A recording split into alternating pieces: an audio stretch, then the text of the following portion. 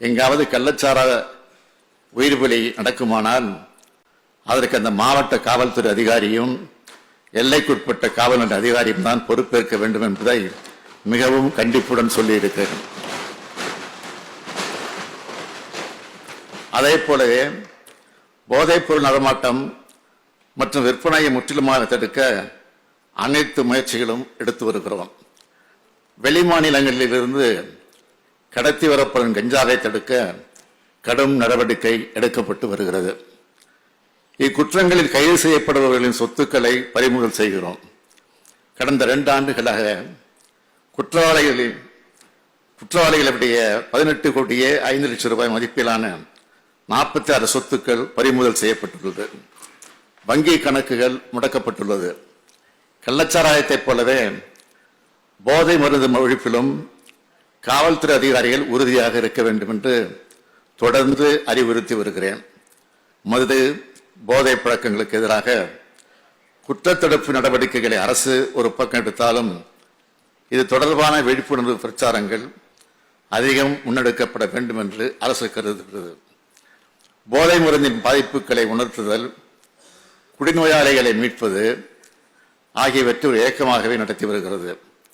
அந்த இயக்கத்தை சட்டமன்ற உறுப்பினர் அனைவரும் கட்சி பாகுபாடின்றி மக்களிடம் கொண்டு சேர்க்க வேண்டும் என கேட்டுக்கொள்கிறேன். அடுத்து, மிக முக்கியமான வழக்கான கொடநாடு வழக்கு குறித்து இந்த அரசு எடுத்துள்ள நடவடிக்கைகளை இந்த அவைக்கு தெரிவிப்பதை எனது கடமையாக கருதுகிறேன். கொடநாடு வழக்கில் இதுவரை 268 சாட்சிகள் விசாரிக்கப்பட்டு எதிரிகள் பயன்படுத்திய 8 செல்போன்கள், 4 சிம் கார்டுகள் கோவை வட்டார தடய அறிவியல் ஆய்வகத்துக்கு அனுப்பி வைக்கப்பட்டது. அவர்களிடமிருந்து 8000 பக்கம் கொண்ட ஆய்வறிக்கை பெறப்பட்டுள்ளது. சம்பவம் நடந்தபோது எதிரிகள் சிலருக்கு வெளிநாட்டு போன் அழைப்புகள் வந்துள்ளது. எனவே அதனை இன்டர்போல் உதவியுடன் விசாரிக்க வேண்டும். மேலும் சிலருக்கு இதில் தொடர்பு இருக்கிறதா என்ற கோணத்திலும் விசாரித்து வருகிறோம். சட்டம் ஒழுங்கை காப்பதில் தமிழ்நாடு அரசு வெற்றிகரமாக செயல்பட்டுள்ளது. அனைத்து விழாக்களையும் அமைதியான முறையில் நடத்தி காட்டியிருக்கிறோம். 18 ஆண்டுகளாக நின்று போயிருந்த சிவகங்கை கண்டதேவி அருள்மிகு சொர்ணமுகீஸ்வரர் திருக்கோயில் போராட்ட தேரோட்டத்தை எந்த பிரச்சனையும் என்று சுமூகமாக நடத்தி காட்டியிருக்கிறோம். அதற்காக அந்த பகுதி மக்கள் என்னை நேரில் சந்தித்து நன்றி கூறினார்கள்.